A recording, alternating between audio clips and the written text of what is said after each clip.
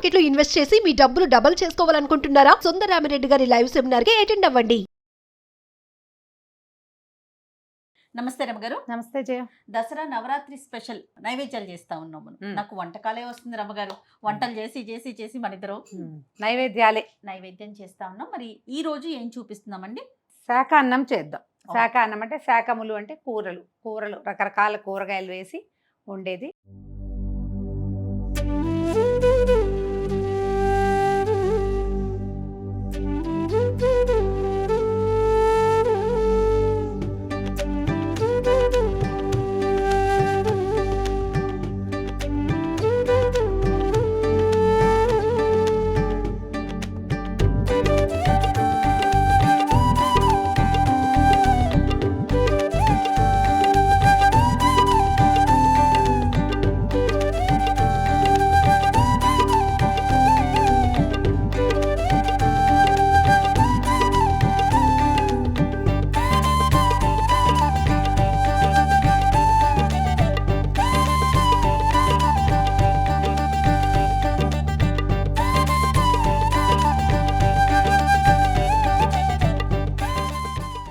ఇది ప్రత్యేకంగా అన్నపూర్ణాదేవికి కానీ కాళరాత్రికి కానీ అంటే మహిషాసుర మర్దిని 9వ రోజు మహర్నవమి నాడు కానీ లేకపోతే అన్నపూర్ణాదేవికి 4వ రోజు అట్లా అలాగే అమ్మవారికి కూడా మొత్తం అన్ని కూరగాయలతో అలంకారం చేస్తారు. అన్నపూర్ణప్పుడు అలా చేయొచ్చు. అంటే మనం ఏమన్నా శాకంబరిగా మనం అలంకరించవచ్చు అమ్మవారిని. మన పద్ధతి ప్రకారం చేసుకోవచ్చు.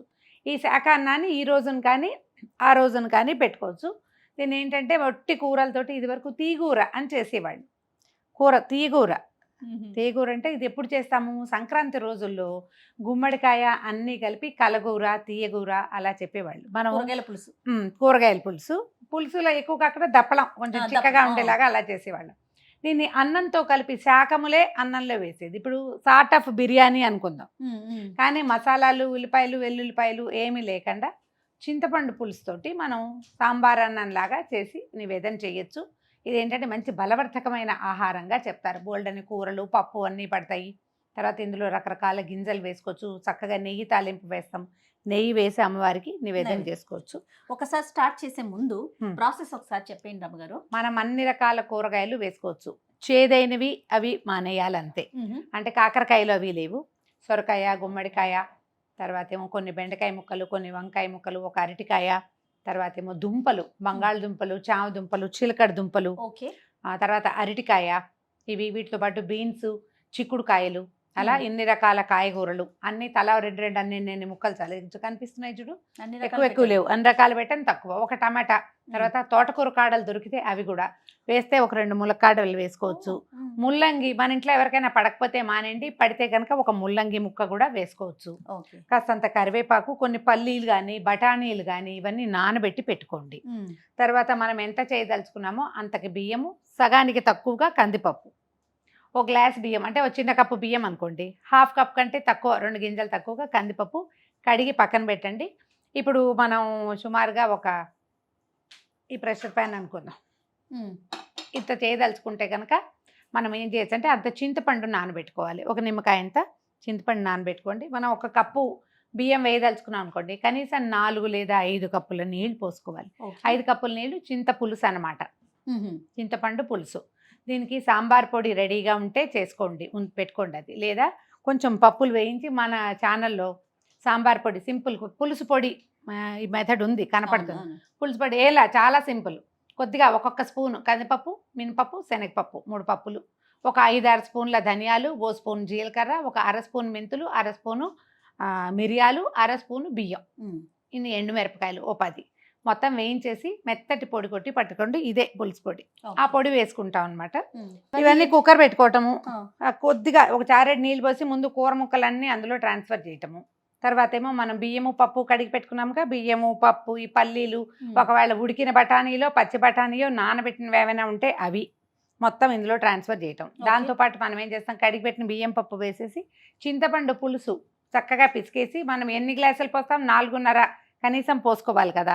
బియ్యానికి 4.5 నీళ్ళు పోసేస్తాం. పోసేసి ఉప్పు సాంబార్ పొడి అంత కరివేపాకు వేసేసి కుక్కర్ మూత పెట్టి 3 లేదా 4 విజిల్స్ రప్పిస్తే సరిపోతుంది. మన కుక్కర్ అంటే వచ్చేస్తుంది అనుకో 4, లేదు కొంచెం స్లో కుక్కర్ పాత పడింది అనుకోండి 2.5 విజిల్స్. 3వ విజిల్ రాగానే టక్కిని కట్టేయండి. ఓకే. చల్లారాక మూత తీసి చక్కగా నెయ్యి వేసి అంత పోపు కనుక పైన పెట్టేసి అంత కొత్తిమీర వేస్తే కదంబ సాదం రెడీగా ఉంటుంది. దీన్ని కదంబం అంటాం ఎందుకంటే మల్టిపుల్ కూరలు పడతాయి కాబట్టి.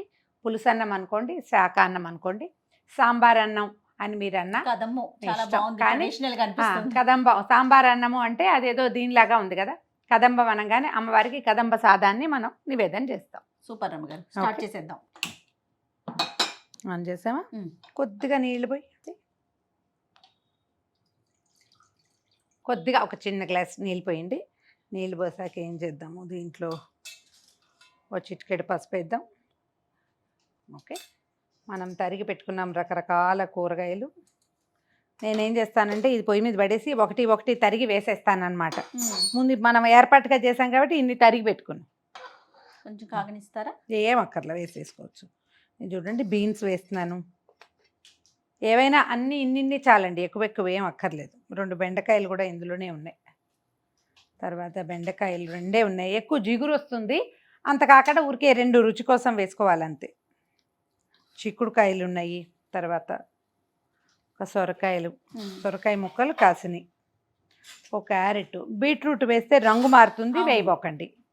తర్వాత ఇదిగో చిలకడ దుంపలు, ఇవేమో ఆలుగడ్డలు, తర్వాత చిలకడ దుంప ముక్కలు,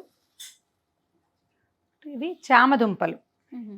పచ్చిమిర్చిని చిన్న ముక్కలు చేయొద్దు, ఊరికే ఒక ఘాటు పెట్టి పడేయండి. అప్పుడు ఏమవుతుందంటే దాన్ని రుచి వస్తుంది కానీ అది కలిసిపోకుండా ఉంటుంది. మనం నివేదన చేసిన తర్వాత వడ్డం చేసేటప్పుడు కాయ కనపడుతుంది చూడండి, ఇట్లా కనిపిస్తుంది కదా, దీన్ని అలాగా తీసి పక్కన పెట్టుకోవచ్చు. ఒక టమాటా వేస్తున్నాను. ఓకే, ఇప్పుడు ఏం చేస్తున్నానంటే ఇక బియ్యము కందిపప్పు కడిగాను కదా, అది వేసేస్తుంది. ఎక్కువ బియ్యం చాలా ఏం చేయక్కర్లేదు జయ, ఒక చిన్న కప్పు వేసినా కూడా బోల్డ్ అయిపోతుంది. కూరగాయలన్నీ ఉన్నాయి కదండి, చాలా ఉన్నాయి కదా. ఉప్పు వేస్తే పప్పు ఉడకదు అలాంటి అనుమానాలు పడకండి, చక్కగా ఉడికిపోతుంది. ఇది కుక్కర్ కదా. అది పులుసు పొడి ఏది ఉంటే అది. ఓకే, ఇవి 1కి 4 లేదా 4.5 కొలత పెట్టుకున్నాం కదా. అవునండి. ఈ పులుసు నీళ్లు పోసేద్దాం. చింతపండు పులుసు కొంచెం పలచగా తీసి పెట్టుకోవాలి అంతే. ఓకే. ఓకే, పల్లీలు నానబెట్టి పెట్టాను, కొన్ని నానబెట్టిన పల్లీలు వేసుకోండి.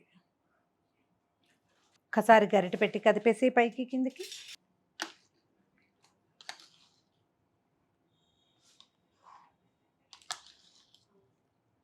మంచి ఫ్రెష్ కరివేపాకు తుంచి దీంట్లో పడేయండి. మనం ఇందులో ఒక చుక్క నూనె నెయ్యి ఏమీ వేయలే. అవునా, తాలింపు వేసుకోవటమే. చివరికి తాలింపు వేసుకుంటాము. కొంచెం మీడియం నుంచి హైలో పెట్టండి, మూత పెట్టేద్దాం. ఓకే. కుక్కర్లో చేసుకుంటే అతిపెద్ద వెసులుబాటు ఏంటంటే ఇదే.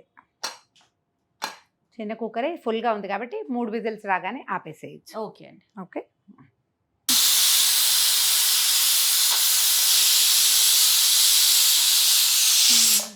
3వ విజిల్ వచ్చింది, ఆపేద్దాం.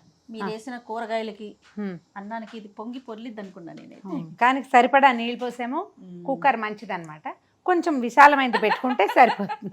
మరి ఇంకదేగా చెప్పాలి, బంగారు కుక్కర్, అందుకని మాట రమ్మగారు కుక్కర్ అండి, అందుకని కుక్కర్ మంచిదని చెప్పి ప్రమోషన్ చేసుకుంటున్నారు చూడండి. ఇంకా అయిపోయినాక మనం తాలింపు వేసుకోవటం రమ్మగారు. ఇది చల్లారంగానే దీంట్లో తిరగమాత పెట్టడము, కొంచెం కొత్తిమీర వేసుకోవటము, నివేదన చేసుకోవటం అంటే. ఇప్పుడు చూడు పచ్చిమిర్చి తీసేయచ్చు అని చెప్పైనా పచ్చిమిరపకాయ పైకి వచ్చేసింది చూడు. దీనికి ఏం చేయాలంటే మూకుడు పెట్టుకుని కొంచెం కొద్దిగా నూనె మరి కాస్త నెయ్యి వేసి చిన్న తాలింపు వేసి దీని మీద వేసేస్తే సరిపోతుంది. చాలా పోయి ఏం కదా, చాలు. నూనె నెయ్యి వేయండి, నెయ్యి వేస్తేనే బాగుంటుంది. దీంట్లో మీరు జీడిపప్పులు కూడా వేసుకోవచ్చు. మళ్ళీ పులిహార పప్పులాగా అక్కర్లేదు. సాంబార్ తిరుగుమాత పెట్టుకుంటాం కదా, మెంతులు, మినపప్పు, ఆవాలు, కొంచెం జీలకర్ర అవి వేసి కాస్త ఇంగు వేయటము, తాలింపు వేసుకోవటం, కాస్త కొత్తిమీర కట్ చేసి పైకి పరిచేసి దీన్ని ఎట్లా చూడు ముక్కలన్నీ పైకి వచ్చినాయి కదా, తిరగేస్తే ముక్క చెక్క కిందకి వెళ్ళిపోతాయి. నా మెథడ్ ఏంటంటే పచ్చిమిర్చి వచ్చేస్తుంది. అమ్మవారి నివేదనకైతే తాలింపు మొదటే వేసేస్తా కుక్కర్లోనే, మామూలుగా మనం విడిగా చేసుకునేటట్టయితే ఈ 2 పచ్చిమిరపకాయలు తీసి పక్కన పెట్టి తిరగమాత పెట్టేస్తాను. ఓకే. కొత్తిమీర వేస్తున్నాను దీని మీద. ఆ పోపు కూడా వేసేసి, కొత్తిమీర చేత్తో తుంచితే వచ్చే సాటిస్ఫాక్షను చాకుతో అవునా తరిగితే రాదు. ఎవరెవరు అలవాటుని బట్టి వాళ్ళు చేస్తారు. కానీ ఒక చిన్న స్పూన్ ఆవాలు వేయండి. దాల్చిన చెక్క కూడా వేసుకోవచ్చు, దీనికి మంచి సువాసన వస్తుంది. మీ ఆసక్తి ఉంటే కనుక, ఆ వాసన అదంతా ఉండాలి కదా. నచ్చితే కనుక వేసుకోవచ్చు. ఆవాలు చిట్టుపట్లాడుతున్నాయి కదా. ఒక చిన్న స్పూను మినపప్పు, కొద్దిగా జీలకర్ర, ఇంగువ. నివేదనకి కాబట్టి కొంచెం జీడిపప్పులు, కరివేపాకు మనం మొదటే వేసేసాం కదా. మీకు తాలింపులో వాసన ఇష్టం మీకు అంటే జయ యొక్క ఫర్మాయిష్తో వేస్తున్నాను, ముందు వేసేసాను. అలా అనాలన్నమాట.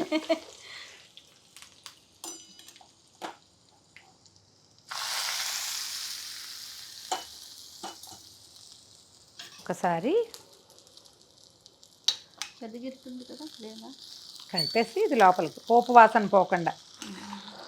చూసావా లూజ్గా కనపడుతుందా? అవునండి. పప్పు చక్కగా ఉడికిపోతుంది. దీనికి ప్రధానమైన పద్ధతి ఏంటంటే పప్పు బియ్యం ముందు నానబెట్టుకోవాలి. అవును. నానిన పప్పు చక్కగా బాగా ఉడుకుతుంది, కలిసిపోతుంది. ఒక ప్రసాదాలకే కాదు రమ్మగారు, వంటకి కూడా పప్పు ఎప్పుడు కానీ తిన్న నానబెట్టుకుంటే. అంటే ఒక మెథడ్ కూడా ఉంది జయ. ఆరోగ్య రహస్యం ఏంటంటే కందిపప్పు వీటికి ఆ పైన ఒక రకమైన పొట్టు ఉంటుంది. దానివల్ల చాలా మందికి గ్యాస్ ఫామ్ అవుతుంది. అవును. అదే అసలు కొంతమంది డాక్టర్లు ఆయుర్వేద వైద్యులు అయితే రాత్రి నిద్రపోయేటప్పుడు నానబెట్టుకుని పొద్దున వండుకోండి అంటారు. కనీసం 5-7 అవర్స్ కనుక నానితే పప్పు ఉడకటం, మనకి గ్యాస్ ప్రాబ్లం ఉండదు, గ్యాస్ వేస్ట్ కూడా కాదు. వేరే పాత్రలో పెట్టేసి అమ్మవారికి నివేదన పెట్టించేద్దామా? అట్లానే. కూర ముక్కలన్నీ ఎంత మృదువుగా కనపడుతున్నాయి చూసావా? అవును. కుక్కర్ అవ్వటం వల్ల మనకి వెసులుబాటు. ఇంత బియ్యం వేశారు చూడండి, ఎంత అయిందో. ఒక చిన్న కప్పు బియ్యం. అవును. కూరగాయలన్నీ ఉండేసరికి చక్కగా వచ్చింది. ఇది వడ్డించేటప్పుడు కూడా నివేదనకి మనం నెయ్యి వేస్తాం కొద్దిగా.